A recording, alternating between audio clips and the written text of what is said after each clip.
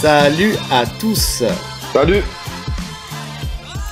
Bon, bienvenue sur le podcast Tatami Connexion, votre podcast préféré après les autres. Je suis Jarod, il est Rolly et on est là pour vous faire l'épisode hebdomadaire, même si ça fait quelques semaines qu'on l'a pas fait parce qu'on était en vacances, mais c'est pas grave, on reprend, c'est le Resto Connecté numéro 94 et c'est l'épisode d'actu.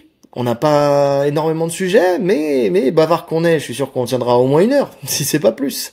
On va parler de l'annonce de Dana White sur les deux demi-finales avant de savoir qui sera le prochain adversaire de Khamzat Chimaev. On va parler de MVP et Carlos Prates, on va parler des potentiels adversaires de Tsarukyan, on va parler de l'UFC à la Maison Blanche et de Abduragimov contre Kevin Jousset. Écoute, quand même un programme que j'aime beaucoup, tu vois, pour cette reprise, même s'il y a que quelques sujets.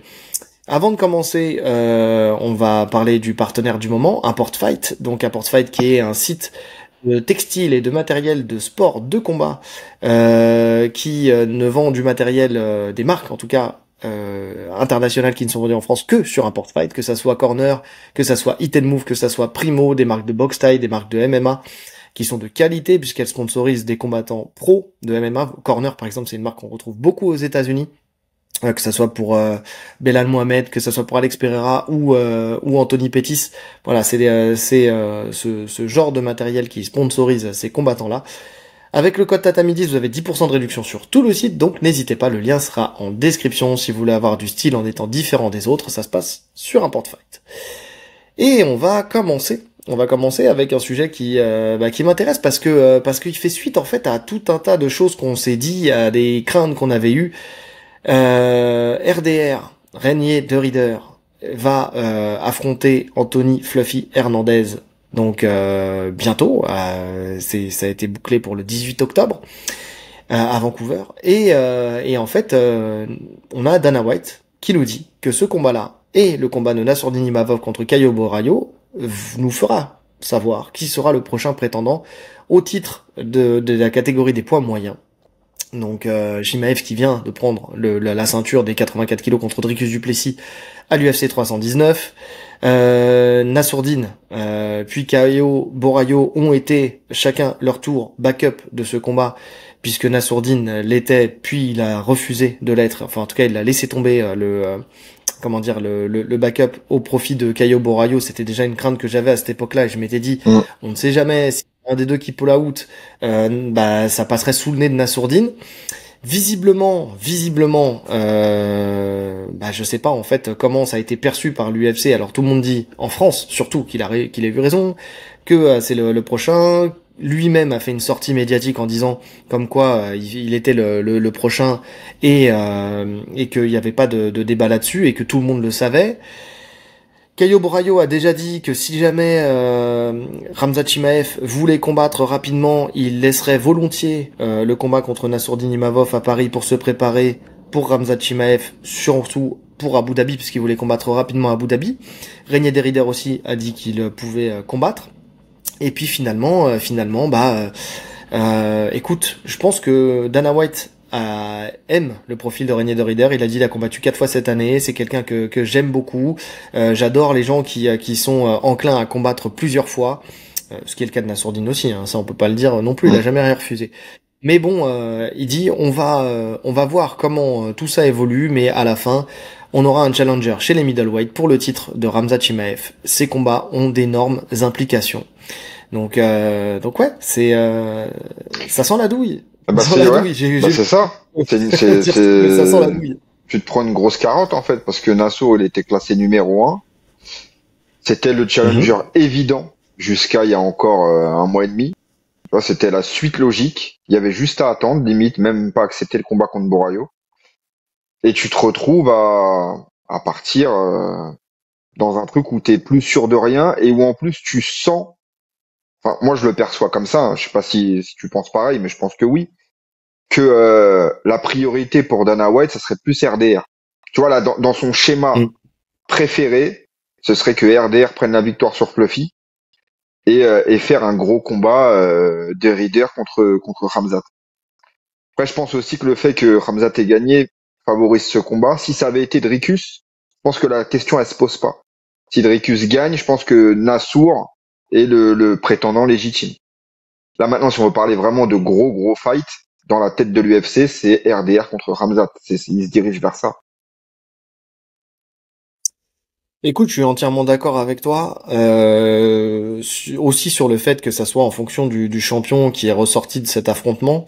Maintenant, il y a un truc, c'est que tu vois là où je disais et où tu viens de le dire juste avant, est-ce que Nassourdine avait besoin de son combat contre Caio? Bah moi, maintenant, à la lumière de cette nouvelle situation, je pense qu'il a bien fait de le prendre, ce combat contre Caio Borraio, parce que s'il l'avait pas pris, ça se trouve, il se serait fait squeezer complètement. C'est-à-dire qu'il y aurait même pas encore cette opportunité de faire une masterclass contre Caio Borraio et d'espérer encore d'avoir sa chance d'affronter Khamzat Chimaev. Tu vois? C'est-à-dire que là, il a pas le choix. Il est obligé de faire un coup d'éclat à l'UFC Paris. Surtout que toujours, tu sais, quand tu es le premier des deux affrontements, eh bien les autres, ils ont le résultat déjà d'avant pour savoir s'ils doivent se donner plus ou moins, tu sais, pour avoir le title shot. Quand tu sais effectivement qu'un RDR est celui qui est le mieux placé dans l'esprit de Dana White, parce que opposition de style. De toute façon, on l'a dit quand on a fait le débrief du combat de Khamzat Chimaev contre Dricus du Plessis. Aujourd'hui, celui qui a, on va dire, des armes à mettre en lumière et à mettre en valeur contre un Khamzat Chimaev, c'est plus RDR. Ou alors peut-être encore même si je trouve ça peut-être encore un peu tôt, mais un Fluffy Hernandez qui a montré une qualité au sol et en lutte qui était très bonne, saupoudrée d'une excellente boxe aussi. Tu vois, enfin faut pas oublier que c'est un lutteur avant d'être un boxeur, Fluffy Hernandez. Donc c'est intéressant parce il est très complet. RDR il apporte quelque chose sur le papier. C'est déjà son envergure, sa boxe atypique, mais c'est surtout son sol d'élite. Parce que tu sais. Bon, tout le monde ne suit pas le MMA autant que nous, tu vois, et surtout pas des profils, tu vois, comme RDR. Mais RDR, faut pas oublier qu'il a gagné un combat en grappling au One contre André Galvao, tu vois. Il a gagné? C'était pas match nul? Ou match nul, mais attends, je vais revérifier, mais pour moi, il avait gagné. Régnier. De mémoire, il gagne pas. Hein. C'était chaud. Non, en tout cas, il fait au moins match nul. Ouais, enfin, en tout cas, il fait jeu égal. En tout cas, s'il gagne pas.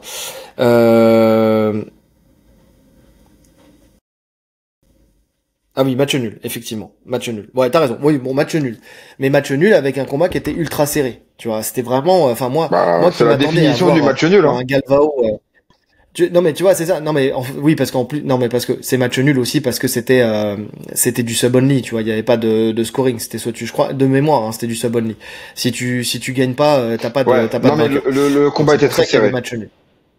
C'est ça. Bah tu vois au point que dans mon esprit il avait remporté le combat. Mais donc c'est quand même pas le pire des grappleurs au monde, tu vois. Et on sait et on le redit que Khamzat Chimaev, ce qui lui pose problème, c'est quand il tombe sur des grappleurs qui lui tiennent la dragée haute dans ce domaine. Tu vois, on le redit quand il a affronté Burns. Pourquoi ils se sont cramés tous les deux? C'est parce qu'ils ont fini en boxe. Parce qu'au sol, il a compris dès le premier échange que ça allait être très compliqué et qu'il ne pourrait pas justement faire ce qu'il a fait à un Dricus du Plessis. Là, avec un Régnier de Rieder, potentiellement, on se retrouve dans ce même cas de figure. Après, ça sera celui qui réussira à imposer sa boxe. N'oublions pas que Régnier de Rieder, c'est un monstre, physiquement, qui fait le poids d'un 93 le jour du fight, il est même plus lourd que certains 93 le jour du fight.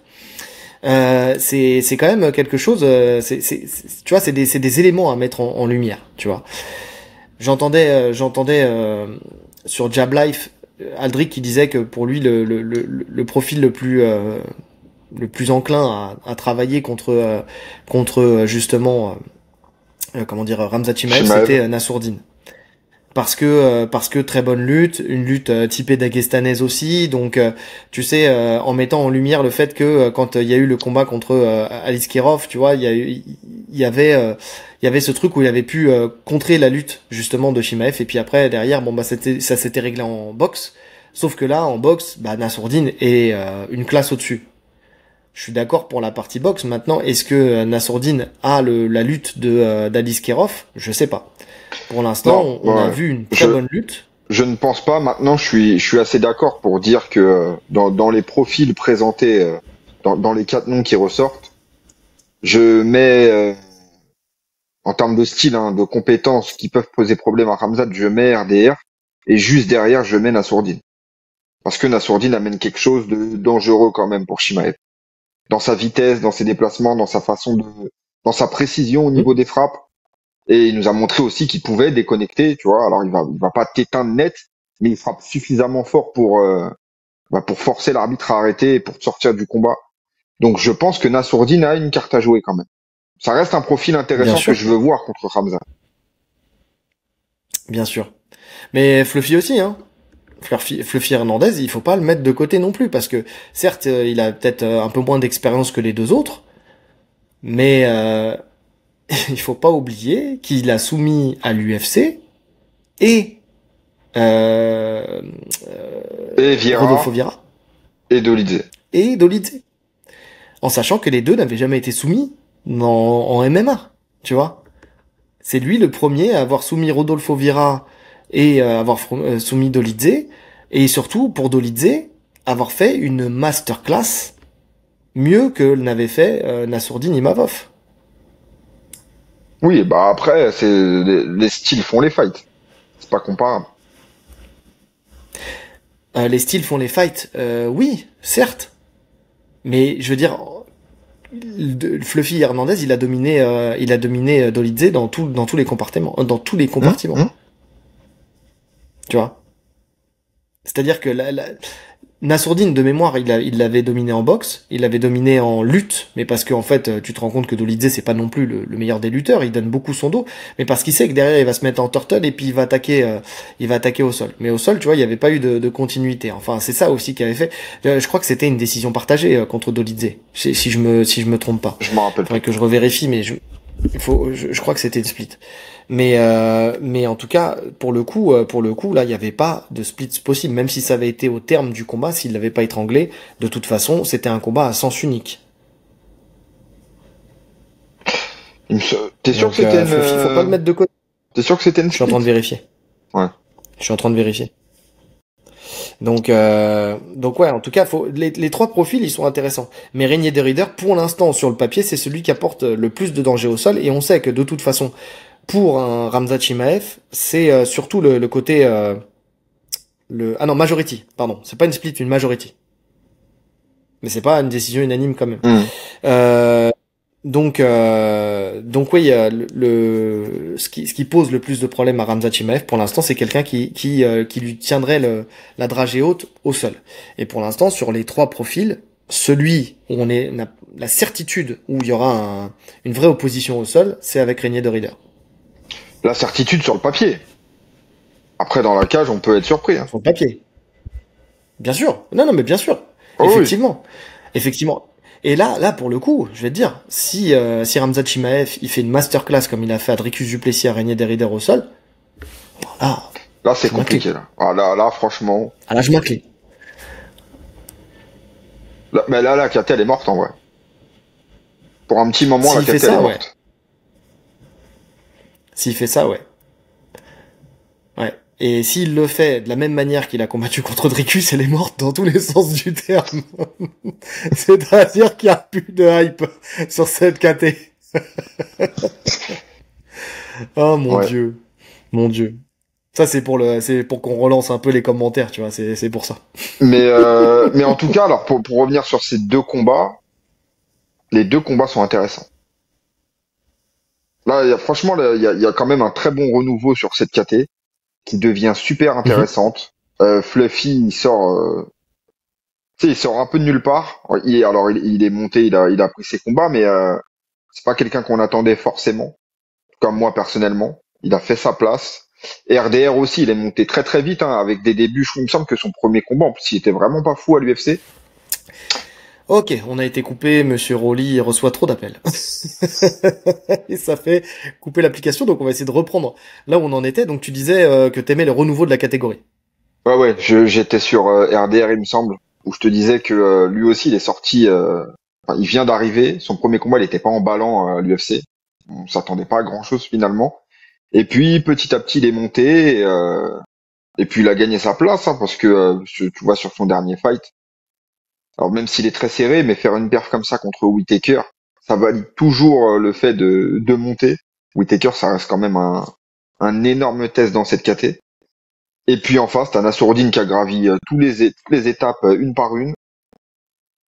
Voilà, en fait, dans toute cette équation, pour moi, c'est Borayo qui a été un peu propulsé du fait Mm. de Fighting Nerds, mais euh, mais c'est pas plus mal non plus parce qu'il apporte quand même des combats qui vont être intéressants à voir de la nouveauté surtout. Tu vois, des oppositions qu'on n'a pas eues. Donc c'est ça qui relance une KT aussi. Donc c'est bien. Oui, oui, oui, sur des profils comme ça me dérange pas en fait de les voir monter un peu plus vite, tu vois, que les autres. Et puis ils se donnent les moyens. Enfin, tu sais, on le sait à l'UFC, le fait de monter, c'est une somme de plusieurs choses, tu vois. Et dans la somme de plusieurs choses, il y a aussi le fait de montrer que tu as envie de monter, c'est-à-dire de faire du spectacle, de faire du show, d'être présent, tu sais, là il a été présent quand même sur pas mal d'événements, soit en tant que coach, soit en tant que backup, soit en tant que, donc il montre qu'il est corporate, tu vois. Et en plus de ça, effectivement, tu l'as dit, il y a la Team Nerd qui est très bien positionnée au sein de l'UFC. Donc ça me choque pas. Écoute, c'est vrai que Nassourdine il a monté des échelons un à un, mais c'est parce qu'il a fait un autre choix de carrière lui pour le coup. C'est de ne pas faire de vagues, mais de prouver dans la cage. Maintenant, quand tu choisis ce chemin-là, il y en a d'autres qui l'ont fait, hein. Léon Edwards, Belal Mohamed, tu vois, qui après, Belal Mohamed, il a commencé à faire ses signes de gang. En tout cas, jusqu'à ce qu'il fasse ça, c'était pas quelqu'un qui faisait plus de vagues que ça. Et en fait, ces personnes-là, bah, tu te rends compte que leur montée au titre, elle est longue, mais elle est faite de multiples réussites. Par contre, ce chemin-là, si tu te rates, si tu te mets les pieds dans le tapis sur un seul fight, derrière, bah, tu redescends aussi bas. En fait, c'est ça le problème. Ouais, c'est sûr. Après, elles sont aussi, ça dépend aussi de ton style et je pense que c'était quelque chose de nécessaire pour Nassourdine de pas brûler les étapes parce qu'il avait besoin de faire certains réglages, de monter en confiance. On l'a vu de toute façon à chacune de ses sorties, il y avait de la progression. Le fait de brûler les étapes, ça aurait pas été bénéfique pour lui. Oui, je suis d'accord.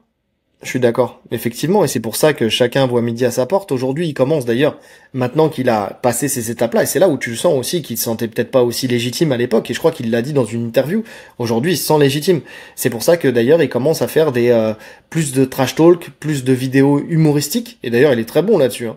Enfin, tu sais, avec Caio, là, t'as vu la vidéo où il était en train de manger du popcorn en disant, voilà, dans 3 semaines, mais t'inquiète, je suis là. Mais toi, t'es où? Tu vois, c'est vraiment ça. D'ailleurs, si tu regardes bien, c'est le seul qui n'était pas présent à l'UFC 319. T'avais Régnier de Rider, t'avais Fluffy, t'avais Caio Borrayo, ce qui est normal parce que lui il était backup, mais le seul qui était pas présent, c'était Nassourdine. Il était chez lui, tranquille. Donc oui, effectivement, ça en dit long. Il fait son chemin à part. Tu vois vraiment pour le coup, Hmm. mais parce que pour lui aussi, là, il avait cette légitimité qui vient d'être complètement gommée et effacée par Dana White en fait directement. Ouais, ouais. Après, bon, écoute, au final, je pense que ça change pas grand-chose dans le sens où il avait accepté son combat contre Borayo, donc dans tous les cas, il faut le gagner. Bien sûr. Euh, Puis si c'est pas le prochain, c'est pas le prochain. Mais là, dans tous les cas, je pense, hein, je dis dans tous les cas, mais c'est mon opinion. Je pense s'il passe Borayo, il accepte plus aucun combat jusqu'à la ceinture. Bah, il n'a pas d'intérêt. De toute façon, là, c'est déterminé comme quoi c'était une demi-finale. Donc, Non, non, mais je veux dire, même si RDR lui grille la priorité, je pense qu'il attend quand même. je sais pas. Alors ça, j'en suis pas persuadé. Par contre, la seule chose qui va sûrement risquer d'arriver, c'est ce que je me dis. Là, il y a une actu qui est sortie, enfin, c'est une déclat de Sean Brady qui a dit comme quoi il devait être main event de l'UFC Vancouver Oui, j'ai vu. contre Yann Gary. Yann Gary a un peu traîné des pieds, donc finalement, ils ont été évincés de cette carte au profit de Régnier Derrider contre Fluffy. Euh, le truc, c'est que tu vois, ils ont fait ça, donc ils ont pris la décision assez rapidement. Je pense, comme Ramzad veut combattre assez fréquemment maintenant, que par contre, peu importe ce qui va se passer là dans les mois qui viennent, je pense que le combat qui va suivre sera très rapide. Tu vois, une fois que le prétendant sera déterminé, il va pas se passer 1000 ans justement Hmm. avant le prochain combat. Et c'est à la faveur de Ramzad qui lui aura eu un peu plus de temps, tu vois, parce que bah voilà, il y aura les mois qui seront passés. Mais effectivement, je pense ils vont aussi accélérer la date du combat et que la prépa, en fonction de comment se passent les combats. En fait, c'est ça aussi, hein, si ça se passe facilement ou pas. Mais la prépa du prochain prétendant sera très très courte. Je le sens comme ça. On verra si l'avenir nous donne raison, mais je le sens comme ça. Ouais, je pense aussi. Je pense que lui, dans son optique, il veut recombattre avant la fin de l'année, de toute façon. Ouais. Ah ouais. C'est quand Abu Dhabi déjà? Je sais plus, on avait regardé en plus, c'est fin octobre, non? Ouais, donc ça serait pas fin octobre. Non, ça serait. Attends, je vais te dire ça. UFC Event. On avait regardé la dernière fois. Ouais, je sais, mais je vais revérifier. Il est où? C'est le 25 octobre. Ouais, non, ça sera pas sur cette carte-là. Non. Ça sera pas sur cette carte-là parce que le 18 octobre, tu peux pas faire 18-25 quoi. C'est la semaine d'après, donc c'est pas possible. Et pour l'instant, il y a des UFC jusqu'en novembre, mais j'ai pas les dates d'après, donc bon, on verra.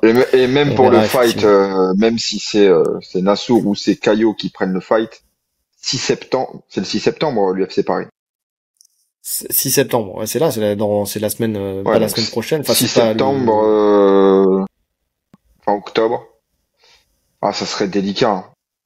Ils peuvent le faire l'UFC, hein. Ils peuvent te proposer le fight et si tu prends pas. t'acceptes pas, voilà. Mais c'est délicat, hein. Préparer Khamzat en un mois alors que tu sors d'un autre camp, c'est compliqué. Et c'est surtout si, en fait, alors oui, ils peuvent le faire, mais le truc c'est que derrière, il faut quand même que t'attendes le 18 octobre. Tu vois ce que je veux dire? Ça se fera pas non plus parce qu'il faut que t'attendes le 18 octobre le résultat de l'autre demi-finale, donc ça sera pas possible. Ouais.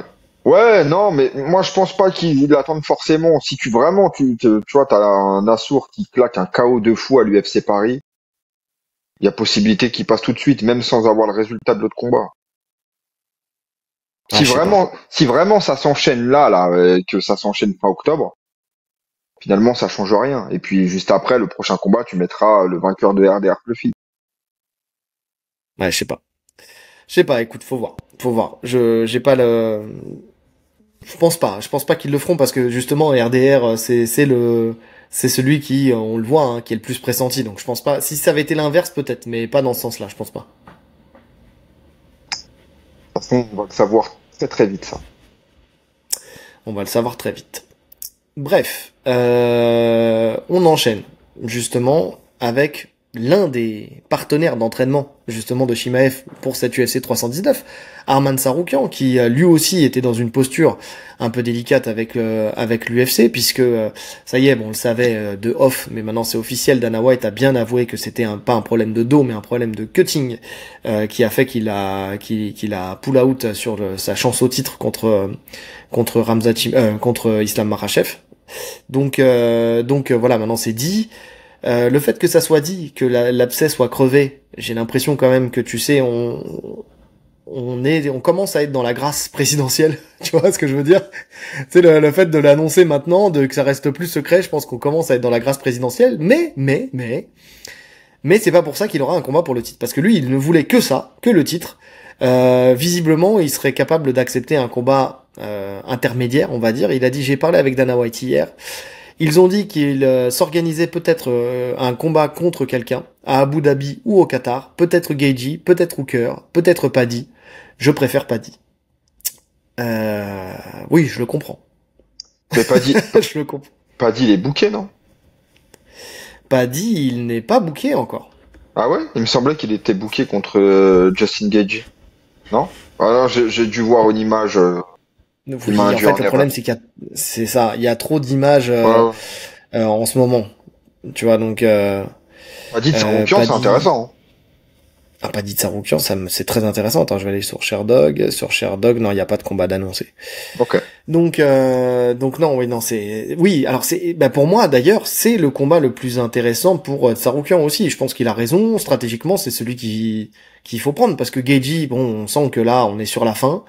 Dan Hooker, bon, avec effectivement, il est remonté dans le classement, mais bon, c'est pas lui qui a une hype la plus folle. Celui qui a la hype la plus folle et vers qui, tu vois, tout le monde se tourne en ce moment, c'est quand même Paddy Pimblett. C'est quand même celui qui était pressenti pour combattre contre Ilia Topuria, là. Mais Dans certaines discussions. c'est un combat intéressant pour les deux en plus. Ça veut dire que stylistiquement, les deux ont leur carte à jouer et les deux s'offrent un combat pour le titre derrière. Oui. Donc c'est Tout à fait. ouais, finalement c'est le meilleur combat à faire, que ce soit niveau hype et niveau nouveauté, parce que ça permet à Paddy de monter. Paddy que je voyais pas du tout monter à son arrivée à l'UFC. Je me rappelle quand on parlait de lui, je le voyais se faire éteindre bien avant le top 10 et finalement sur ses dernières perfs, il m'a vraiment impressionné. J'aime beaucoup ce qu'il propose. Et Tsaroukian, bah, de toute façon, c'est pas le numéro un pour rien, hein.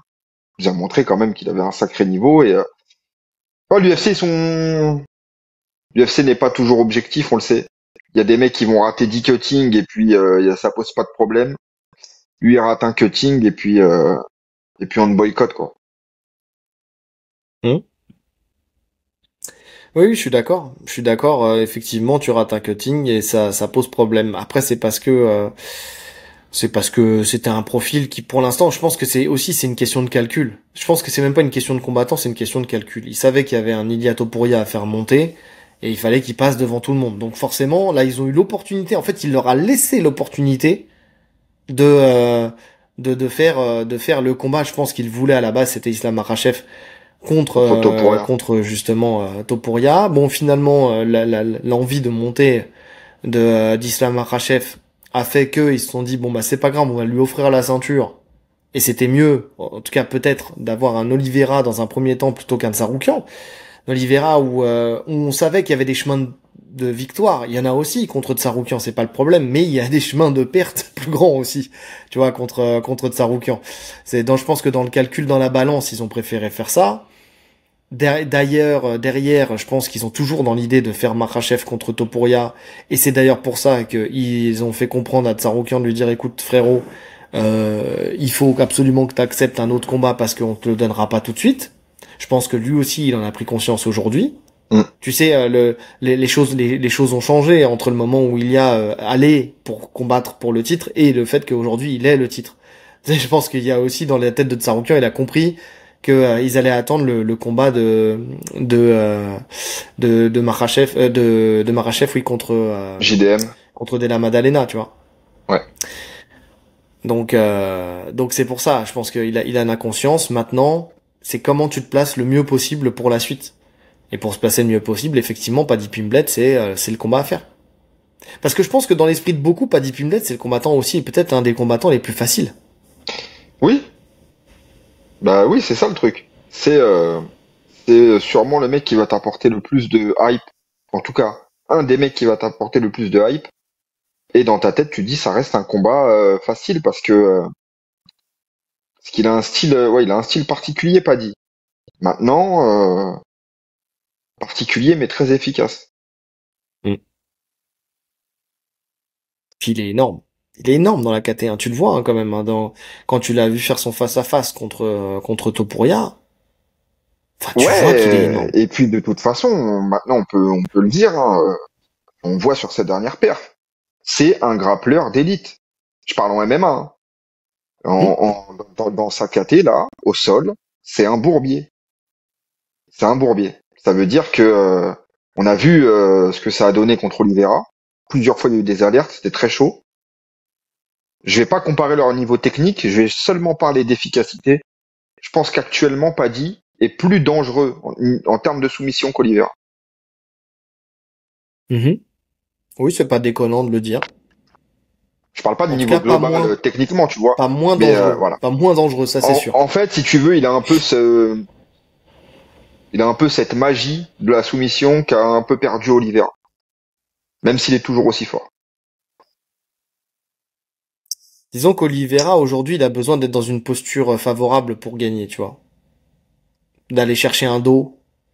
Tu vois, je pense que quand on fait du sol, on le sait, on a des moments dans nos carrières sportives. Tu vois, en plus, c'est marrant parce que j'en parlais, j'ai croisé un élève là cette semaine et on parlait justement de ce que j'aimais, de ce qu'on aimait. Donc je lui ai dit ce que j'aimais moi dans le grappling, dans le jiu-jitsu brésilien, c'est qu'on a des moments.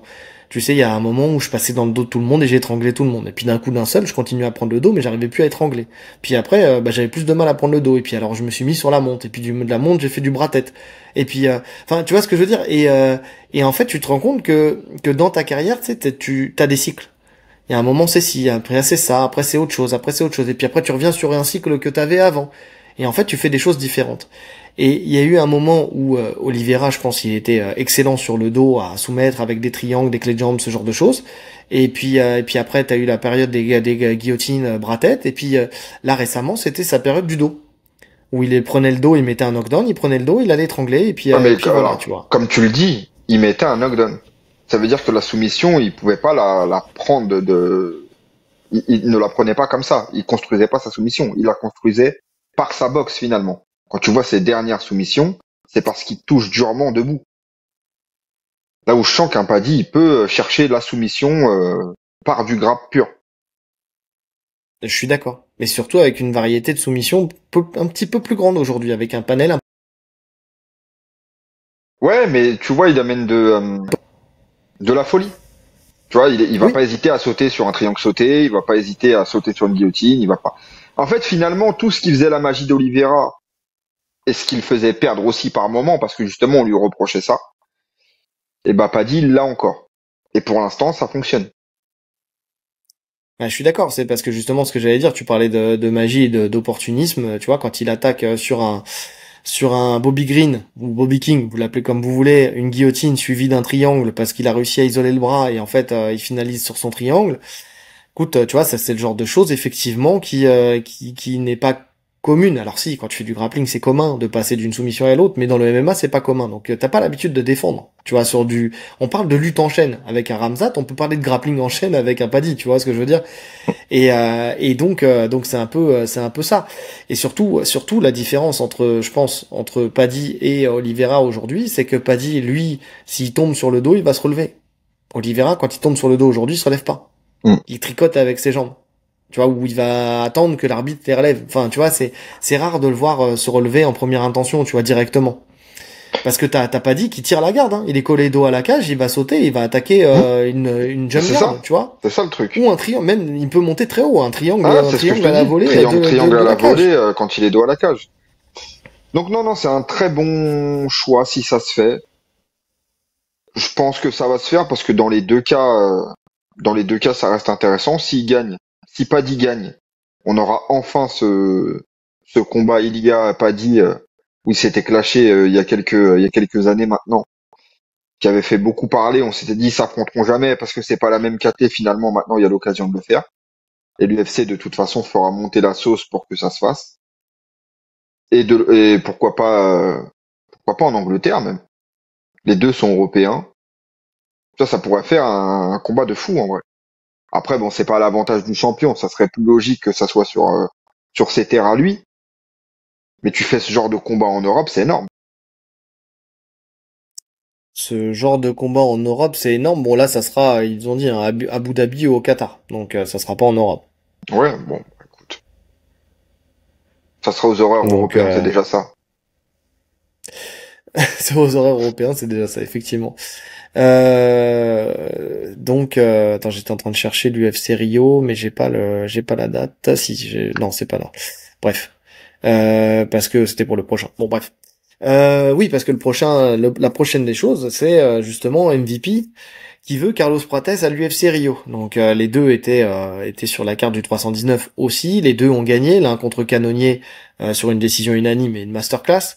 L'autre avec un KO premier round, coup de coude retourné. On va pas revenir dessus. On vous invite à écouter le récap de l'UFC 319 si vous l'avez pas encore écouté.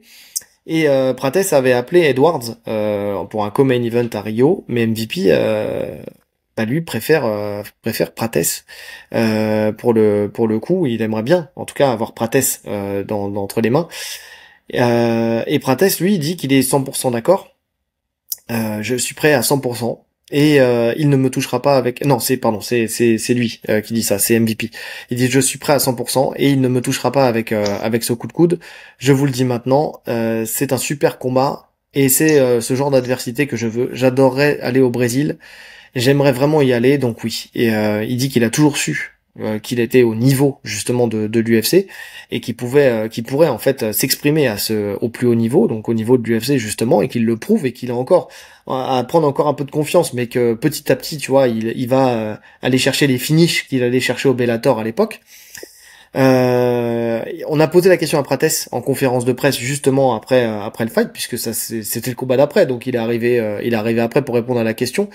Et il a dit qu'il pouvait prendre n'importe qui était capable de combattre à Rio. Sa première option c'est Leon Edwards, mais il veut des gens en fait face à lui qui ont du niveau.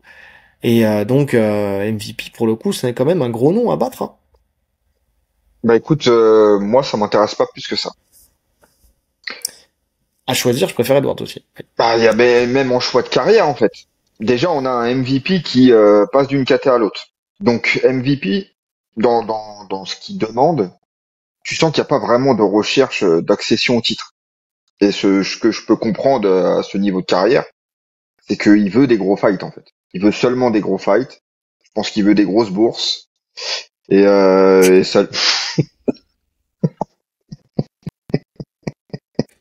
Écoute, il peut faire ce qu'il veut. Ah putain, ta faute aussi. Des gros salaires, frérot, des gros salaires.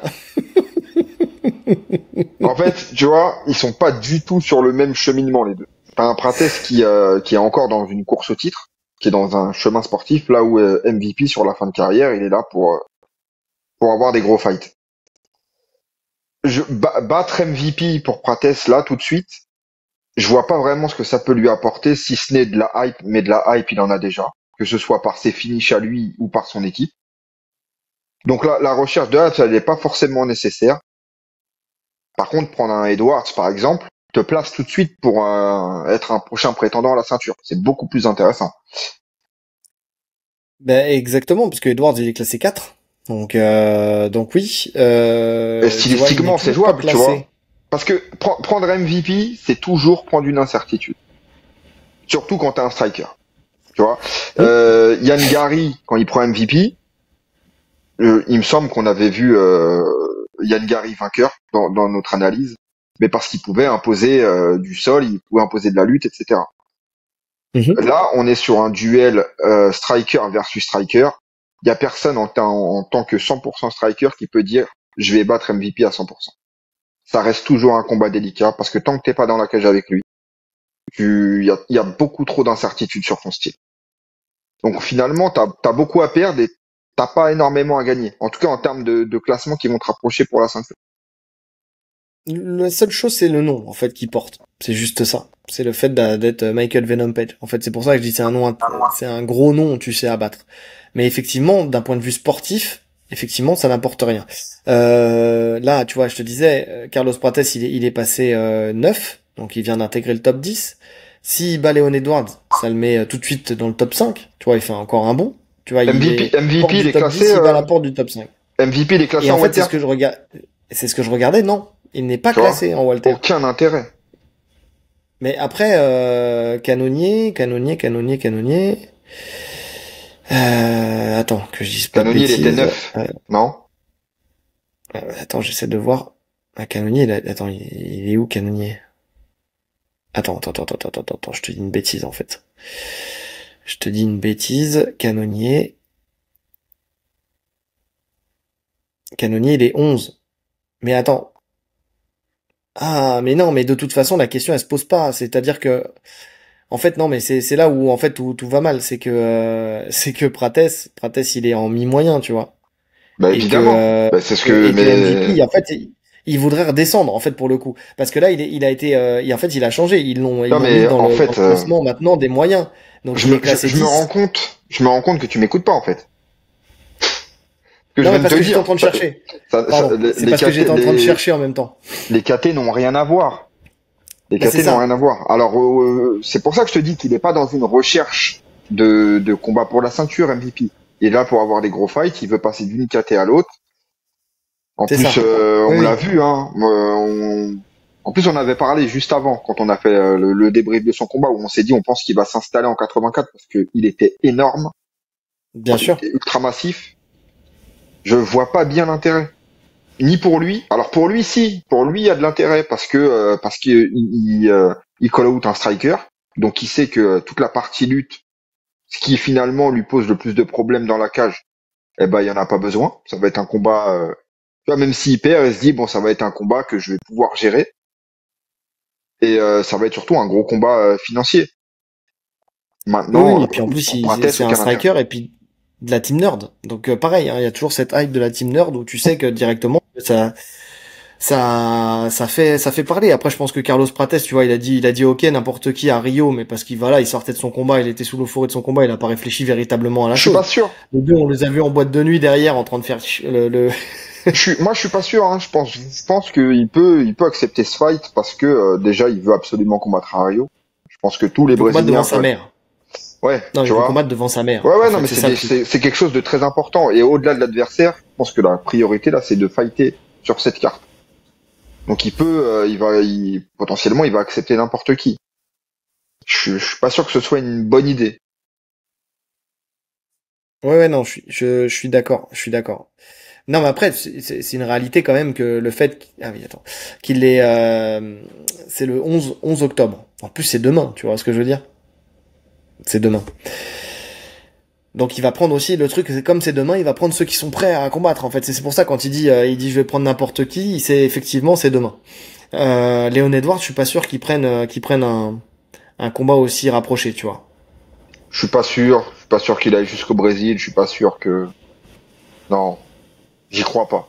De toute façon, Edwards est tellement discret. On n'entend jamais parler d'Edwards, donc on sait pas ce qu'il veut, on sait pas vers quoi il se dirige. C'est un combat risqué aussi pour Edwards. Hein. Il y a beaucoup à perdre. Hein. Parce que perdre ta ceinture contre Belal, ok, Belal devient champion. Derrière, perdre contre Brady, qui en plus sur une masterclass de Brady, tu te dis bon, ok, mais si tu perds contre le 9e, là ça devient vraiment compliqué. Là.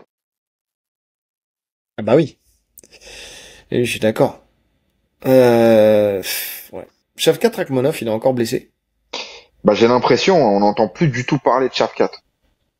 Bah après, il y a sa femme qui a eu un accident là pendant les vacances en plus de voiture. Ah Alors ouais? elle s'en est bien sortie, mais ouais, il y a eu, ouais, elle a eu un accident de voiture. Donc je sais pas après, tu vois comment ça se passe derrière. Mais oui. Effectivement, mais après oui, t'as qui? En face de lui, t'as Buckley, t'as Michael Morales, t'as Yann Gary, t'as Kamaru Usman, Leon Edwards, Shavkat, Sean Brady, Belal Mohamed, Della Maddalena. Buckley? Et sinon après faut Ah voir derrière quoi. Mais Buckley derrière, ça me botte bien. quel Hein. intérêt? Moi Buckley ça me botte bien. Buckley, Et ça me botte bien aussi. c'est un bon test. Buckley nous a montré quand même que Kamaru l'avait vraiment dominé, mais il n'était pas ridicule non plus. Ah, ça peut être pas mal. Ça peut être pas mal, ça peut être vendeur. Buckley, il a une grande gueule. Prates, Puis il a besoin de se relancer. il peut clasher aussi. Ça peut être intéressant. Et je pense que Buckley, ouais, potentiellement, après tout dépend de l'état de forme actuel, mais c'est un combat qu'il pourra accepter. Ouais, je suis d'accord. Non, et puis il a besoin de se relancer en plus. Hmm. Il a besoin de se relancer. Les États-Unis, c'est plus facile, tu vois, d'aller au Brésil. Ouais, non, c'est vrai que ça peut être un profit. Après, moi, j'ai quand même un doute sur le fait, je sais pas, ça me paraît un peu court. Faut voir, on verra comment si c'est annoncé bientôt, mais pour qu'ils combattent sur cette UFC là, je sais pas. Après, tout dépend comment où ils en sont dans la carte, quoi. Mais c'est vrai que ça va être une belle carte parce que ne serait-ce qu'avec le main event avec Oliveira contre Fiziev, déjà, c'est pas mal déjà comme événement. Il est dans un bourbier, Donc bon, Oliveira. Bourbier, tout le monde dit qu'il reprend trop tôt déjà pour commencer. Bah, je C'est pense, une ouais. erreur. L'UFC aime bien profiter des failles de certaines personnes. Tu sais, qui ont besoin de se relancer pour les faire combattre plus vite et pour leur mettre des profils qu'ils veulent voir monter. Ils sont forts là-dessus aussi, l'UFC. Après, on verra ce que ça donnera. On enchaîne avec une petite info retraité. Est-ce qu'ils vont le rester ou pas? Est-ce qu'on a plus de chances de voir un Conor McGregor à la Maison Blanche qu'un John Jones? C'est ce qui est en train de se dessiner en ce moment, avec les déclarations justement de Dana White. Il dit j'ai confiance en Conor. Conor n'a jamais, au grand jamais, sauf en cas de blessure grave, déçu. Il s'est toujours montré à la hauteur. Jones, je suis un peu plus sceptique. Il dit si je devais faire des cotes, il y a une chance sur 1 milliard qu'il participe à l'événement à la Maison Blanche en parlant de John Jones. Et John Jones a dit mais j'aime mes chances. Après tout, il a bien fallu une chance sur 1 milliard pour que je devienne John Bon Jones en premier lieu. J'aime bien sa réponse. Maintenant, t'as une rumeur. Comme ça, je dis tout et puis après on en discute. Qui dit quand même, c'était sur UFC Roster Watch qui avait annoncé le fait que Conor était sorti de l'UFC, qu'il avait été removed de l'UFC. Pour le coup, lui, il dit qu'il a envoyé ses derniers flacons justement au test antidopage. T'as Dana White qui a l'air de remettre en question cette information, cette rumeur. Écoute, je sais pas quoi en penser. C'est assez bizarre. On le voit s'entraîner, pas John Jones, mais Conor McGregor. Enfin, s'entraîner. On le voit faire du shadow dans son bateau. Écoute, je sais pas quoi en penser de tout ça. Mais en tout cas, les premiers, ressentis de l'UFC Maison Blanche, ça pue un peu, en fait. C'est juste avec cette histoire-là, John Jones, McGregor et tout ça. Non, je suis pas d'accord. Ça pue, je peux pas dire que ça pue, en fait. Là, on sait que jusqu'à l'événement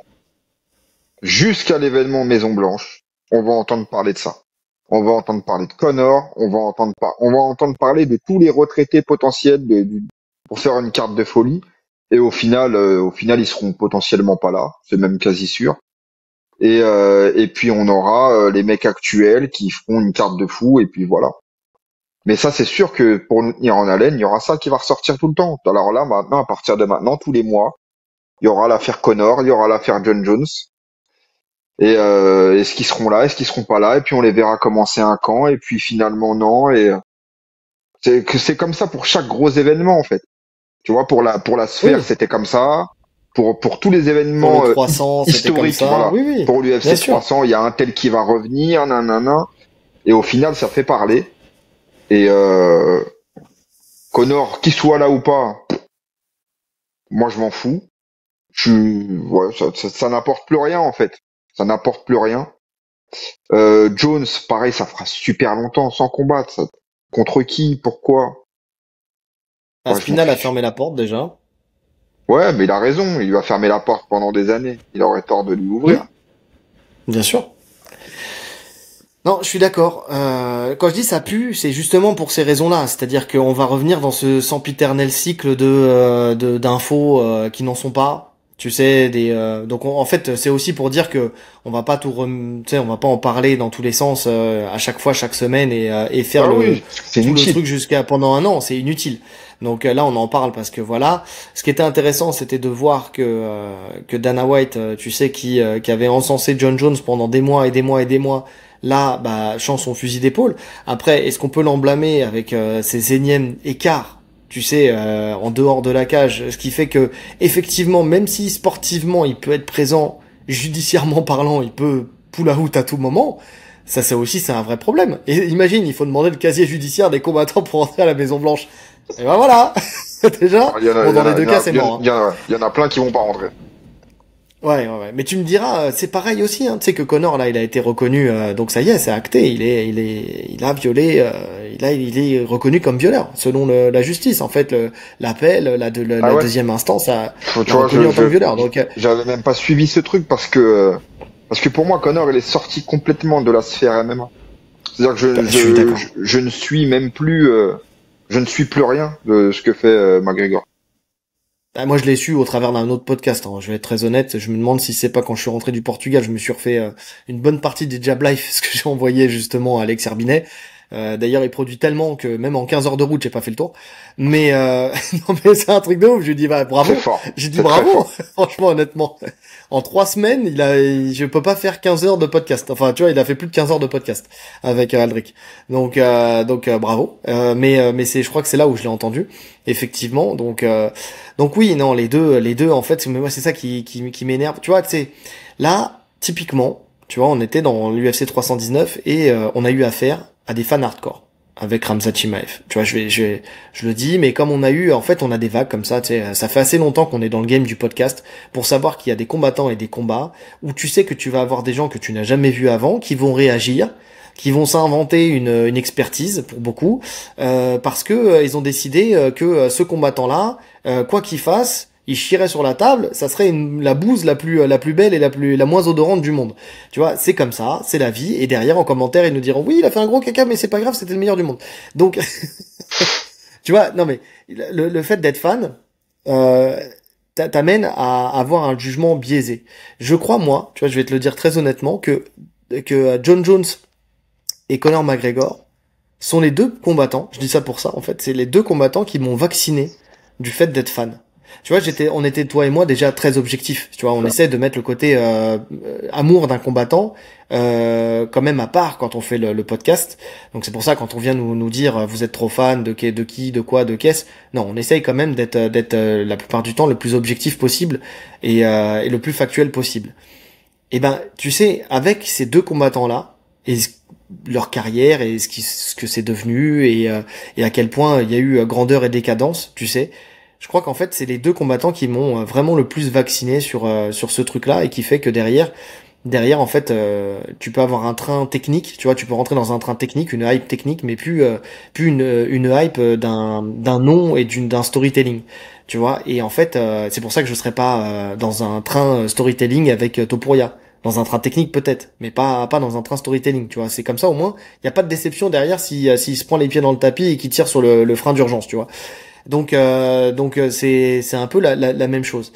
Et en fait là, tu vois, de savoir qu'on va nous rabattre les oreilles et qu'on va voir des stories et des shorts de Conor McGregor en train de boxer en pyjama sur son yacht pour après aller plonger une tête dans la mer pendant un an, tu vois, c'est pour ça en fait je te dis ça pue parce que en fait est-ce qu'on a vraiment envie de voir ça, tu vois? Est-ce que Moi, ça va vraiment moi, hyper sur cet événement-là, tu vois? moi, ça me dérange pas. Je les zappe, les shorts, et puis c'est tout. Mais ce que je veux dire, c'est qu'en plus, il y a eu une période un peu que j'ai ressenti, moi, personnellement, en tant que fan, un peu creuse, où justement, quand les grands champions étaient partis, on espérait leur retour et on voulait les revoir. Là, je trouve quand même qu'on a des combattants incroyables en ce moment. Les KT, il y a pas mal de KT qui sont relancés. Là, on est vraiment dans une bonne période UFC où finalement, en fait, il y a tellement de combats à faire, tellement de bons combats organisés avec tellement de mecs forts que j'ai aucune envie de voir un mec revenir, un mec après sa retraite revenir. Bonne retraite, on a ce qu'il faut, il y a assez de combattants plaisants à regarder, il y a assez de mecs forts pour plutôt que d'attendre le retour d'un tel ou un tel. Ah mais tu vois, c'est ce que tu dis là en fait finalement c'est un peu ce que je ressens et sur le coup c'est ce qui ne convient pas à beaucoup, c'est-à-dire que nous on est d'accord que en ce moment il y a beaucoup de qualités mais techniques, justement des combats à regarder parce qu'on a envie de les analyser, mais par contre t'as moins de, tu sais, de TMZ, de Voici, de Gala, Ouais, tu vois, de tous ces trucs là. mais Et en parce fait que finalement c'est ça qui pose problème et c'est pour ça qu'on est obligé d'aller rechercher des Jones et des comment oui, des bien sûr, Connors, parce que justement si tu pour fais avoir encore un peu de ça, quoi. si t'es un média et que t'as besoin de poster chaque jour, forcément, bah, les combattants, il n'y a pas des news chaque jour, donc il faut trouver un peu des doses un peu croustillants. Et finalement, tu te rends compte que c'est plus chez les retraités que ça se passe. Euh, Ouais. non, je te dis, moi, je me concentre uniquement sur sur le combat parce que je regarde que ça finalement. Et on a vraiment ce qu'il faut. Mais sur quasiment toutes les KT. Puis il y avait des KT mortes, hormis, ouais, moi, on va dire que les poids lourds commencent à se débloquer un petit peu. On va voir ce que ça donne. Hormis les lourds légers, ouais, lourd, c'est compliqué. Mais en dessous, franchement, elles sont toutes relancées les KT. Elles Bien sont sûr, toutes je suis intéressantes les d'accord. KT. Je suis d'accord. Alors, le seul moyen où potentiellement, tu sais, je pense qu'un Dana White pourrait changer son fusil d'épaule, parce qu'on sait très bien que lui aussi, un jour il dit blanc, un jour il dit white, un jour il dit black. C'est si Aspinal perd au profit de Cyril Gane, tu vois. Où là, potentiellement, il pourrait peut-être organiser une revanche entre les deux, à la condition bien sûr que Cyril Gane ne combatte pas. Enfin après si, il pourrait recombattre, non, en même temps il pourrait recombattre, mais tu sais jusqu'à l'UFC à la Maison Blanche, Pourquoi il pourrait recombattre? Parce que finalement, quoique, j'allais dire finalement, il y a personne derrière. Ça dépend parce que t'as quand même on va voir ce que donne un Almeida, tu vois, on va voir ces profils-là aussi. Mais potentiellement, voilà, on pourrait s'assurer une potentielle ouverture sur une revanche pour donner de la légitimité peut-être à un champion. Tu vois, parce que si Aspinal roule sur Gane, en fait, on dira bah oui, bah Jones a gagné contre Cyril Gane et puis Aspinall a gagné, donc potentiellement ça se vaut, tu vois. Par contre, si c'est l'inverse, tu vois, pour donner de la légitimité au Hum. titre, tu vois, retenter une chance en sachant que potentiellement il peut y en avoir une, tu vois. Parce que tu refais 2 fois le combat, ça se passe peut-être pas 2 fois de la même manière. Là, il l'a eu aussi assez rapidement dans le fight. Donc potentiellement, ça peut être une ouverture sur ce fight-là, mais rien n'est garanti encore. Ouais. Franchement, là, c'est beaucoup trop loin pour se projeter sur quoi que ce soit. Oui, non, mais bien sûr. Non, mais je veux dire, en tout cas, voilà, c'est la seule opportunité de voir un Dana White potentiellement changer d'avis à terme, tu vois. Bon, tu sais, il a pas Si besoin de ça jamais pour changer Gann, d'avis. Il a pas besoin de ça pour changer d'avis, Dana White. Ça se trouve demain, il dira une autre histoire. ouais, je sais pas, on verra. Mais bon, en tout cas, cette UFC Maison Blanche, ouais, je sais pas. En tout cas, pour l'instant, tu vois, autant, c'est vrai quand ils l'ont annoncé, j'étais hype. Pour l'instant, je redescends un peu. C'est normal, c'est loin. Puis on verra Non, ce que ça moi, donne je à suis terme. hype, hein. Je suis hype parce que je sais que dans tous les cas, ça sera une grosse carte. On verra. On verra. J'attends de voir. J'attends de voir en fait parce que tu sais, j'attends de voir qui sera en lice dans un an. C'est loin un an. Tu sais, là aujourd'hui les KT elles sont hypantes. Dans un an, on sait pas. Ça se trouve les KT elles seront de nouveau bloquées. Tu vois, elles seront de nouveau. Tu vois, je te dis une connerie. C'est T'as loin, mais Ramzat c'est court, Chimaev, hein. C'est loin, mais c'est court un an. Ça veut dire que les mecs d'ici là, ils vont combattre pour la plupart qu'une seule fois. Donc finalement, il y aura pas un énorme changement en un an. Regarde, tu vois un Ramzat Chimaev qui ne combattra pas de toute façon sur cette carte, je ne pense pas, mais bon, qui potentiellement règne sur la KT des 84. Tu vois, qui n'a pas d'adversité. Tu vois un Merab Valishvili qui veut combattre, mais qui a roulé une énième fois sur Oumar et sur Sandagen. Tu vois, admettons. En face, tu lui mets quoi? Enfin, tu vois, je veux dire, je parle en termes de hype. C'est-à-dire, les combattants seront hypants à voir, mais en termes de sportifs, de savoir, tu sais, est-ce qu'il y a tu vois ce que je veux dire? Est-ce qu'il y a une possibilité de voir les champions changer? Est-ce que, tu sais, Ouais. de se dire, il va y avoir du rebondissement dans les combats? Est-ce que, tu sais, ce frisson de se dire, ah, il peut perdre sa ceinture. Non, mais il y Kayla aura Harrison. pas, y a pas, là, on parle que de champion. Il y aura peut-être un combat pour le titre, c'est tout. Et tu mettras le Non, non, non, combat. non, non, c'est pas ce que j'ai cru comprendre pour l'instant. Ils ont l'air de dire qu'il y aura pas mal tu sais, regarde, pour l'UFC 300, ils avaient mis plusieurs combats pour le titre. Il y en Tu avait vois, combien? et Deux? deux, je sais plus, 2 ou 3, non, je sais plus. Ah, franchement, avec toutes les KT qu'il y a, tu vas trouver 3 combats de championnat intéressants. Après, tout le Écoute, on reste, tu verra. constitues là. Ouais, on verra. On verra. Mais en tout cas, voilà. Ce que je veux dire, c'est qu'il peut y avoir des KT où, en fait, il y a, ouais, tu vois, Pantoja, il roule sur tout le monde. Merab Valijvili, il roule sur tout le monde. Donc, surtout si d'ici là, en plus, il peut combattre 2 fois encore, hein, dans l'année avant l'UFC, tu vois. Tu vois chez les féminines, une Kayla Harrison. Bon bah, ouais, tu sais, elle est là pour régner normalement. Enfin, à moins qu'il y ait une Amanda Nunes, tu vois, qui sorte. Enfin, avec Amanda Nunes, on peut voir du changement. Je sais pas. Écoute, on verra. On verra comment ça se passera. Bref, on en a assez parlé, mais en tout cas, c'était marrant de voir ce truc-là, et c'était juste aussi pour vous dire qu'on ne fera pas un an sur Connor et Jones à l'UFC Maison Blanche. N'attendez pas ça dans l'actu. On termine avec le combat qui a été annoncé il y a un petit moment. Enfin, il y avait la rumeur du combat, ça vient d'être officialisé il y a pas si longtemps que ça, mais il fallait qu'on en parle parce que c'est très intéressant. Moi, c'est un combat qui me hype beaucoup, et d'ailleurs c'est un des combats qui a fait le plus de likes quand je l'ai mis tu vois, sur notre page Instagram. C'est Abdul Abdouragimov contre Kevin Jousset, qui vont s'affronter le 26 septembre au PFL Nantes en main event de ce PFL. Donc Nantes, c'est sur les terres d'Abdul Abdouragimov. Donc c'est le premier combat au PFL de Kevin Jousset qui, après son éviction de l'UFC, on savait que potentiellement il était ouvert, par exemple, à un combat contre Baki. Finalement, ça sera Abdul. Écoute, j'aime bien ce combat. Il me plaît bien. Il y a comment Kevin Jousset s'entraîne avec Aldric Cassata là en ce moment à Nice au Maccabi. Écoute, j'aime bien le combat. J'aime bien l'opposition. J'aime bien le fait, tu vois, qu'on ait un combat franco-français. Tu vois, comme quoi, hein, les combats franco-français restent des combats qui nous hype le plus. Boxing Squad. Parce Hein que j'étais encore sur Maccabi. Boxing Squad. C'est Boxing Squad, mais ils sont associés avec le Maccabi. C'est Maccabi, c'est Maccabi Nice aussi. Hein. Enfin, c'est Boxing Squad, mais je crois que c'est la même chose en fait, les deux, je crois. Si je me trompe pas. Hein. Bon, il y a bien Julien qui me corrigera. Mais oui, le Boxing Squad, c'est le nom du club, mais je crois qu'ils sont affiliés au Maccabi. Ok. Je crois, hein, si je me trompe pas. Bref, c'est pas grave, ça c'est un détail. Qu'est-ce que tu penses de ce combat? Ah, il m'intéresse ce combat. Bah, comme tout gros combat franco-français, c'est toujours intéressant.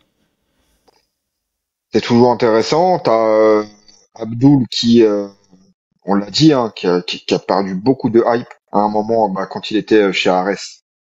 Quand on parlait de signature UFC, qu'on savait pas où il allait aller, etc. Je pense que c'était son pic en termes de notoriété.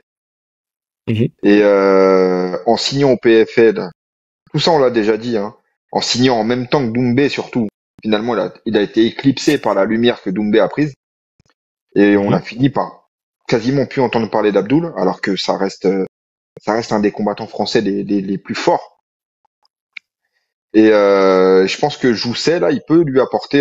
Jousset, il sort tout juste de l'UFC, donc il a encore cette notoriété où on l'a vu un peu partout. C'est un combat super intéressant et c'est un combat compliqué pour Jousset, je trouve. Stylistiquement, c'est compliqué de prendre Abdul. Hein.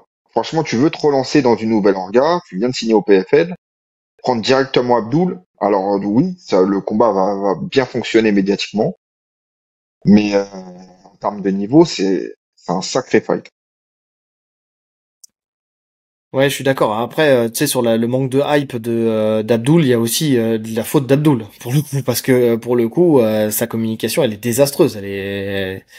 Alors elle est décalée, ça plaît ou ça plaît pas, mais des fois, tu te dis, waouh, où est-ce qu'il va? C'est malaisant. Tu te souviens de la vidéo où il avait présenté le jardin du club avec ça, vous voyez, c'est un vélo, ça c'est tu sais, j'avais vu une vidéo comme ça, j'ai plus les détails en tête, mais tu te dis oui, c'est quand on dit le Jean-Claude Van Damme, et d'ailleurs il en joue, et je crois que depuis qu'il joue sur le fait que ça soit le Jean-Claude Van Damme du MMA, j'ai l'impression que ça remonte un peu sa hype entre guillemets, parce que là on a un chemin qu'on n'avait pas il y a pas longtemps. Tu sais, c'était un peu tous azimuts. On parlait de Buckley tout à l'heure, quand ils se sont reniflés les deux pour l'UFC Paris. C'était à celui qui allait être le plus gênant, tu vois, entre les deux.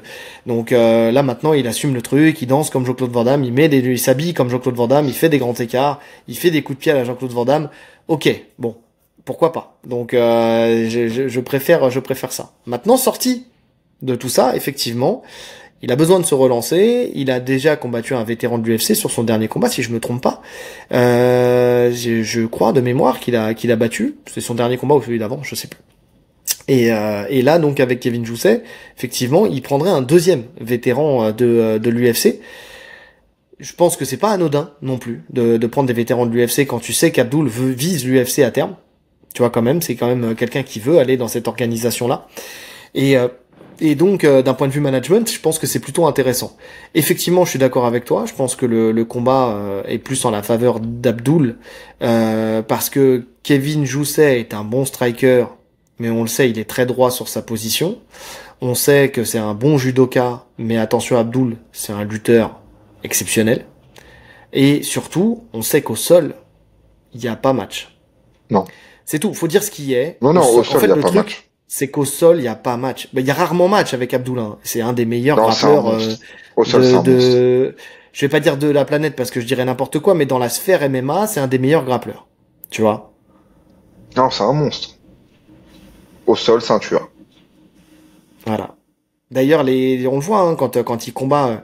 Je sais pas moi, je me souviens des combats surtout, alors pas en kimono, mais en nogi contre Reda Meptouche, par exemple.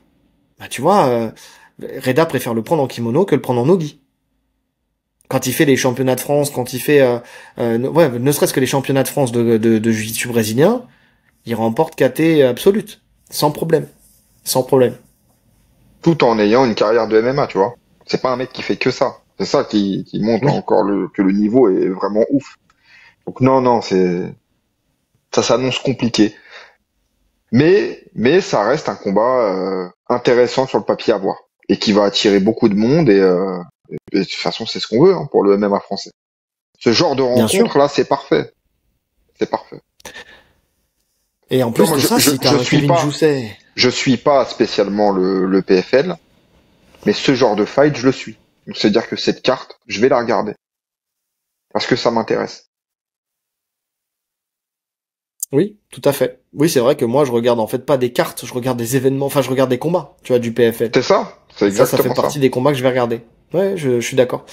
Et si Kevin Jousset arrive à se débarrasser du problème Abdouragimov, lui aussi, il marque un grand coup. Bah déjà au PFL, déjà pour commencer, parce que je pense qu'Abdoul est très respecté par le PFL. Déjà, quand t'as un événement qui se construit dans ta ville, tu sais, t'es en main event, c'est que déjà t'es respecté. Quand tu vois que sur les anciens, là, enfin, tu sais, le PFL où il y a eu Yves Landu contre Azael Adjouj, t'avais Baki, n'importe quoi. T'avais Abdoul dans tous les sens. À chaque pause, à chaque pub, t'avais des pubs pour Abdouragimov qui n'avait pas encore d'adversaire à cette époque-là. Tu vois, même sans adversaire, ils vendent des événements sur lui. Donc ça montre quand même en tout cas sur le PFL Europe, tu sais, le côté, enfin le pari qui est fait par le PFL sur un Abdouragimov, tu vois.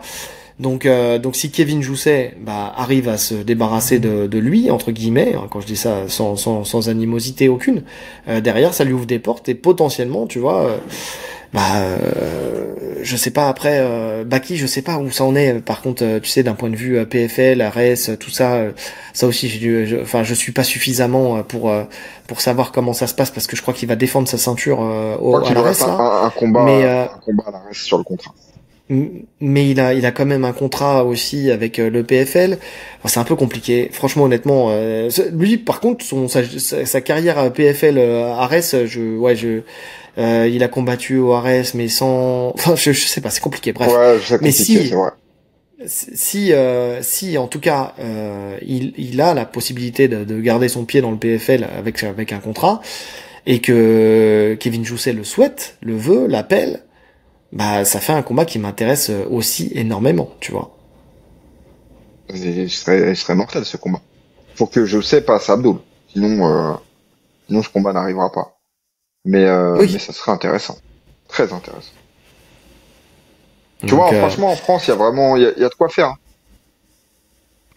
Il y a de quoi faire. et Et c'est pour sur les événements en France, je parle pas à l'international, je parle vraiment des événements qui se déroulent en France. Il faut se concentrer sur les chocs franco-français. Mm. On l'a vu, tu l'as vu au KSW, quand tu fais un Varela contre Parnasse, tu vas regarder le KSW. Ça va intéresser tout le monde. Kidumbe, pareil. Même le combat là dont tu parlais, Yves Landu contre Azael. Azael Adjoudj. Mais tu tapes la carte en fait. T'as envie de regarder la carte. Amin Ayoub contre Michael Lebou. Enfin, tu vois ce que je veux Magnifique. dire? Mais oui, mais oui. Et c'est pour ça que j'ai tant de mal à comprendre pourquoi. Alors, je comprends sur le fond, hein, sur le fait que à l'UFC c'est déjà assez dur d'y aller, que chaque Français qui peut gravir les échelons de son côté a une chance potentielle en plus d'aller potentiellement à un titre, tu vois. Mais je ne comprends pas qu'on soit aussi réfractaire au combat franco-français quand il y a un UFC Paris. Hum. Je dis pas UFC à l'étranger. Je parle d'un UFC Paris. Quand il y a eu le débat entre BSD et Ziam, où franchement, c'est parti dans des trucs. Mais après, c'est parce que tu sais, on est parti dans le BSD, le Patriote contre Fares Ziam, l'Algérien. Enfin, tu sais, c'était franchement. Quand tu sais, parce qu'on n'a pas eu l'occasion d'en parler. Il y a quelqu'un qui nous a dit oui, les gars, en commentaire, je crois que c'était sur TikTok, qui avait dit les gars, vous parlez pas du vrai problème qui est le fait que ça soit BSD contre Ziam, c'est genre la France contre l'Algérie. Et en fait, je te l'ai envoyé, tu m'as dit ouais, j'y ai pensé. On n'en a pas parlé, mais j'y ai pensé.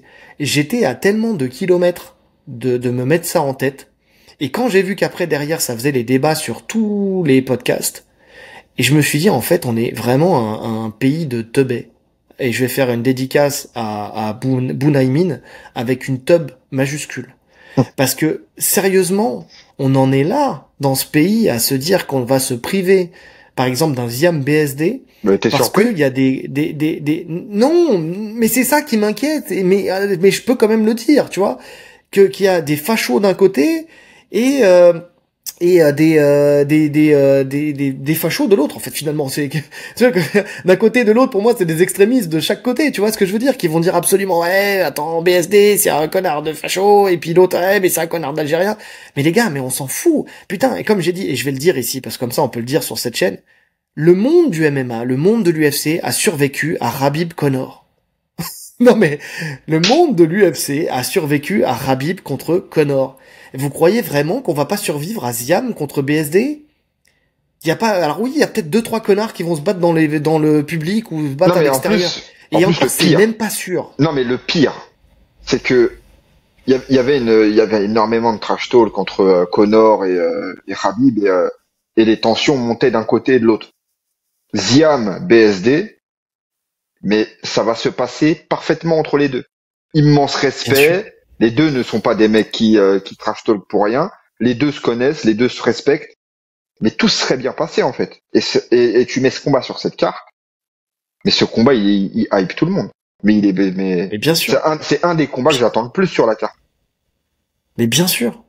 Alors côté BSD, je suis pas déçu. Contre Refi, je suis très heureux.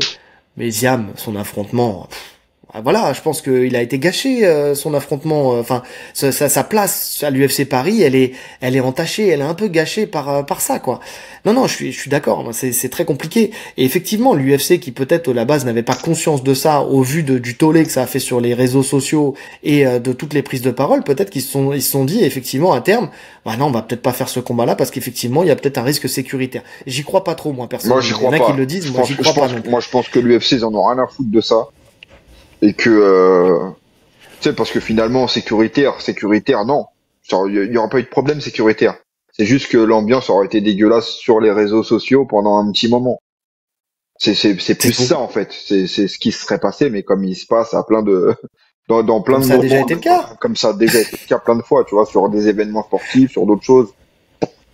Voilà, en général, Mais ça comme dépasse ça a pas déjà ça. été le cas pour ce combat-là. En fait, comme ça a déjà été le cas pour ce combat-là, avant que leurs adversaires soient déterminés, il y a déjà eu du dégueulasse sur les réseaux sociaux et sur Internet, tu vois. Donc on n'en aurait pas eu plus. En fait, on aurait beaucoup de gens qui auraient pris leur petit clavier pour déverser leur haine, mais derrière, le combat, je pense, à terme, se serait très bien passé. Et on aurait eu un combat avec une hype de fou, en co-main event de l'UFC Paris, et ça aurait été exceptionnel. Ça aurait été très bien. Alors oui, après, bon, il y en a qu'un qui passe. Mais en même temps, c'est la vie du sport, hein. Il y en a qu'un qui passe. Ben oui, mais que tu perdes, j'ai envie de te dire que tu perds contre un étranger ou contre un Français, le résultat est le même, en fait. Le jour de l'UFC Paris, s'il y en a un des deux qui perd, j'ai envie de te dire, il descendra de la même manière, hein. Voilà. C'est pareil. Sauf que dans un cas, t'avais allez, on va dire que pour BSD, s'il perd, que ça soit contre Ziam ou contre Refi, ça changerait rien. Pour un Ziam, par contre, s'il gagnait contre BSD, ça changeait tout. Ouais. Parce qu'il rentrait dans le top 15. Là où il va rester, où il est là pour l'instant, Fares Ziam, tu vois. Eh ouais. Donc on perd, justement, on parle. Si on fait des calculs, si on fait des maths, tu sais, on dit que le MMA c'est pas des maths, mais là si on fait des maths de classement, on a plus à perdre avec ce combat qui ne s'est pas fait qu'avec ce combat qui se serait fait en fait finalement, parce qu'on aurait eu un Ziam qui potentiellement s'il remportait ce fight, en fait on intervertissait l'un par rapport à l'autre. Là si BSD perd, admettons et que Ziam gagne, ou c'est les deux perdent même, ou les deux perdent ou les deux gagnent, en fait, finalement, si les deux gagnent BSD, ça lui apporte pas grand chose. Il va rester à sa place. Tu vois? Et ça aurait été la même chose contre Ziam. S'il perd, Ruffy va prendre sa place et lui va descendre. Il va sortir du top 15. Et pour Ziam, qui gagne ou qui perde, je suis pas sûr qu'il intègre le top 15 avec ce fight-là. Donc finalement, quand tu regardes dans les maths, on a plus à perdre là, dans ce cas de figure, que si on a deux Français qui s'affrontent, dans ce cas. Donc s'il vous plaît, les gens, laissez la politique de côté. Tu vois, si on arrive à le faire avec un Donald Trump aux États-Unis, on le laisse de côté. Nous ici en France, et on laisse les Américains, faire du meeting politique avec l'UFC. Mais essayons de pas importer ça à nous ici dans notre pays, quoi. Qui font en fait, qui font le MMA, qui font les belles oppositions, mais laissons la politique de côté. C'est pas parce qu'on a un Rotaillot ou je sais pas quoi qui crache sur l'Algérie et l'Algérie qui gna gna gna et puis gna gna gna et gna gna gna qu'il faut qu'on fasse la même chose sur le MMA. Profitons des belles oppositions. S'il y a une belle opposition qui s'annonce, ne faisons pas des débats inutiles et ne nourrissons pas ces débats inutiles. Là, on en parle parce que, Mais tu vois, on ne l'a pas dit avant. Là, c'est parce que ce débat, il s'est déjà fait. je pense quand même à terme qu'on verra ce combat. On finira par avoir ces chocs franco-français à l'UFC. Mais alors oui, des chocs franco-français, ce combat-là, ça dépend de comment se passe cette UFC. Tu vois, je suis pas sûr que si, par exemple, BSD perd, entre guillemets, je pense pas qu'on voit ce combat. Il y a pas d'intérêt. S'il sort du top 15, je sais pas si on voit Ziad S'il sort du BSD. top 15, ouais, s'il sort du top 15, c'est vrai que c'est bon. Tu vois, j'ai du mal à voir Mais Ali on y Abdelaziz prendre Je BSD. pense quand même. Ouais, bah écoute, Ali Abdelaziz, j'ai l'impression que ça dépend aussi des combattants qui managent. Hein. Parce que là, le combat qu'il obtient pour Fares, en soi, tu vois, tu sens qu'il ne Ouais. cherche pas non plus à peser plus que ça pour obtenir de meilleurs fights. Alors des échos que j'ai, effectivement, il a ses têtes et il y en a certains pour qui, enfin c'est pas qu'il a ses têtes, mais voilà, tant que t'as pas fait tes preuves, Bah en tu fait, vois il ce que je veux voit, dire. c'est un Tu vois, manager. Hein. Il voit ce que tu vas rapporter et ton potentiel aussi sur le marché. On parle pas qu'en termes de Ouais. niveau, là, on parle en termes de star power. C'est vrai que Ziam, c'est quelqu'un d'ultra discret, donc Ziam, il prendra beaucoup de temps à monter. Et de toute façon, tout le monde en a conscience, et je pense que lui le premier. Ouais, je suis d'accord. On verra. Mais en tout cas, voilà, c'était l'occasion, tu vois, au travers de ce combat-là. C'était pas prévu. C'était pas prévu. Mais au moins, ça a permis de le dire et puis d'avoir notre son de cloche et notre son de cloche et aimez-vous, mais battez-vous. Tu vois, battez-vous, mais dans la cage. Pas dans le public ni sur les réseaux sociaux. Tu vois, il faut, voilà, qui font le MMA comme il doit être et qui font les bonnes oppositions. N'allons pas nous priver d'opposition pour juste de la bêtise d'une poignée de personnes qui font beaucoup de bruit en plus, parce que franchement, honnêtement, on a fait des débats sur une poignée de personnes. Avant de finir, vite fait, ce week-end, UFC Shanghai.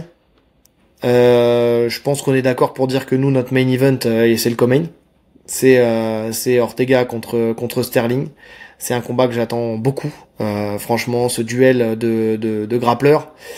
J'ai hâte de voir ce que ça va donner. Ce qui entache un peu ma hype, c'est le fait de savoir qu'Ortega, j'ai l'impression qu'il est pas sur une bonne pente en ce moment. Tu vois, il est là, il a envie de quitter la division, mais il y reste quand même. Mais j'ai l'impression qu'on le laisse pas trop changer de KT. Est-ce qu'il est motivé? Est-ce qu'il va faire le poids? Non, mais comme Tu vois, toujours. parce que ça, c'est une question. Finalement, Tu si vois. on se base sur ça, c'est l'histoire de Ortega depuis de nombreuses années. Ouais, Donc, ouais, ouais, je sais, mais plus t'avances et plus pire c'est, quoi. ouais, non, ce qu'on peut se dire, c'est que malgré tout ça, ça fait un moment qu'il parle de changer de catégorie, mais en tout cas, quand le combat se fait, ça reste le mec qui lâche rien jusqu'à la dernière seconde. C'est vrai. C'est vrai. Mais c'est vrai que ce combat me hype énormément. J'adore Sterling, j'adore Ortega. Il y a un potentiel finish d'un côté comme de l'autre. En Ouais, plus, l'idée de voir l'un des deux taper, c'est ouf. ce qui fait qu'on verra aucun des deux taper. Il y a de grandes chances, mais il y a même de grandes chances que ça se règle debout finalement. Comme très souvent, quand deux grappleurs d'élite s'affrontent, très souvent, ça se règle debout quand J- même. J'y crois pas. J'y crois pas parce que Sterling, c'est pas le genre de combattant, tu vois, moi, je vois Sterling lutter, tu vois. Autant Ortega, oui. Dans ce cas Ortega de aura figure, plus je le verrais tendance à rester rester debout. debout. Autant Sterling, lui, je le vois pas rester debout. Je pense qu'il va lutter, il va essayer de faire son chemin vers le dos. Et comme il fait d'habitude, en fait. Regarde, il a combattu contre Evloev et il a fait quoi? Il l'a lutté. Oui, mais Donc, Evloev n'apporte pas un danger de soumission. non. Mais il a apporté un danger en lutte. Tu vois. Oui, mais En termes de puissance et en termes je de veux dire technique. avoir Evloev sur toi, quand t'es sur le dos, tu te dis bon, je vais gérer avec mon jujitsu. Avoir Ortega sur toi qui commence à travailler en jujitsu, c'est plus compliqué. Il apporte Je suis autre chose. d'accord, mais quand tu vois qu'un Merab Valishvili dit, alors après c'est la valeur d'un teammate, tu sais, de sa parole, tu vois, mais que en termes de grappling, c'est un monde d'écart avec Valishvili. Tu vois qu'à l'entraînement il lui roule dessus. Tu vois, enfin je veux dire, c'est quand même c'est pas le pire des grappleurs. Non, je pense que du côté Sterling, je pense que J'espère. ça va tenter sa chance. En tout cas, J'espère qu'on ça verra va du aller sol. dans ce chemin-là. Ouais, j'espère aussi. Mais en tout cas, voilà, s'il y a un combat que je veux voir, c'est celui-là. En plus, ça se passe l'après-midi, le midi.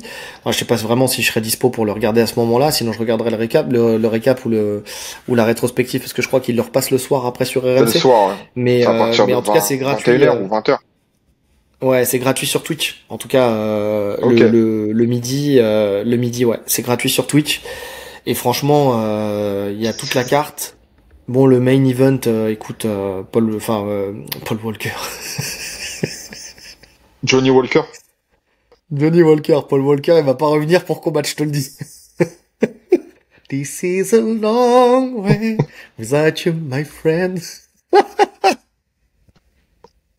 Oh là, paix à son âme. Donc, lui, il a mis que des triangles dans Fast and Furious, c'est tout. Bref, donc non, on le verra pas. Mais Johnny Walker contre, j'ai perdu son nom. Je sais plus. Bref, c'est C'est pas, vrai que ça m'a ça me, ça, m- pas, ça ça m'a m'a pas pas hypé de marqué. ouf. Hein. Ouais. Ouais, c'est contre Zhang Mingyang. Alors oui, il met des gros KO et tout ça, mais bon voilà. Après il y a Sergei Pavlovich quand même contre Waldo Cortez, Acosta qui m'intéresse quand même aussi. Et puis après le reste de la carte, bon c'est pas, ouais, je vais pas, tu sais, ne pas endormir la nuit si je vois pas tout l'événement. Mais Michael Pereira contre Kyle Dokos en prélim, qui est pas mal aussi dans Moi. l'idée. Mais bon, en tout cas, enfin tu sais dans les combats fun on va dire, Michael Pereira c'est souvent Michel Pereira c'est souvent sympa. Mais en tout cas voilà, ouais Sergei Pavlovich contre Waldo Cortés Acosta, j'aime bien aussi l'opposition pour savoir justement tu parlais de la catégorie des lourds qui se décante. Si un Waldo Cortés Acosta passe, effectivement, tu vois, c'est du 109 qui monte. Donc ça c'est à suivre. Mais sinon voilà, c'est Brian Ortega contre Sterling et puis après ouais, Johnny Walker si j'ai l'occasion. Mais bon, voilà quoi. Voilà. On a fait le tour? On a fait le tour. Bon, bah écoute, très bien. Pour cette rentrée actu avec ce Restons Connectés 94. Bah écoutez, likez, commentez dans la joie et la bonne humeur. Partagez, cliquez sur la cloche des notifications pour ne rien rater. Les 5 étoiles sur toutes les plateformes de podcast. Le lien Tipeee en description si le cœur vous en dit. Et puis le lien vers un Portfight qui est aussi en description avec le code TATAMI10 pour avoir 10% de réduction sur tout le site. Et puis nous, il ne reste plus qu'à vous souhaiter une bonne journée Ou une bonne soirée. en fonction de l'heure à laquelle vous nous écoutez. Allez, salut! Salut!